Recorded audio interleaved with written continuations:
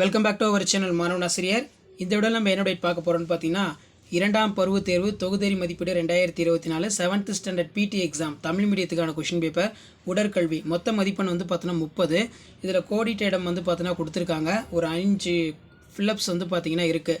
சிப்பாய் விளையாட்டிற்கு தொடர்புடையது என்ன அப்படின்னு கேட்டிருக்காங்க. கேரம் வராது, சதுரங்கம் தான் வரும். குத்துச்சண்டை, நீச்சல் ஆகியவை என்ன விளையாட்டுக்கள் அப்படின்னு கேட்டிருக்காங்க. ஸோ அது கீழே வந்து பார்த்திங்கன்னா நமக்கு விளையாட்டு மனிதனுக்கு டேஸ் உண்டாக்கும், மகிழ்ச்சியை உண்டாக்கும். அதே மாதிரி வந்து பார்த்திங்கன்னா நமக்கு இந்த இடத்துல பொறுத்துக்க கேட்டிருக்காங்க. கபடி, அதே மாதிரி ராஜா ராணி, வளையப்பந்து, ஆடுகளம் அளவு, கொசு.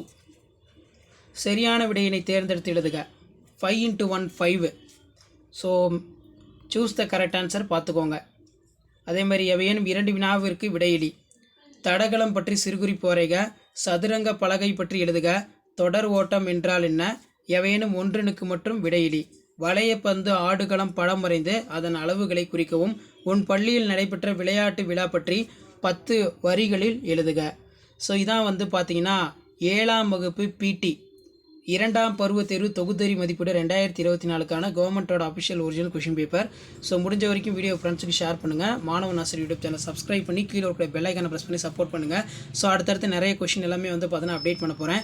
ஸோ அந்த வீடியோலாம் நோட்டிஃபிகேஷன் வரும்னா மாணவன் ஆசிரியர் யூடியூப் சேனல் சப்ஸ்கிரைப் பண்ணி கீழே இருக்கிற பெல் ஐக்கானை ப்ரெஸ் பண்ணி சப்போர்ட் பண்ணுங்கள்.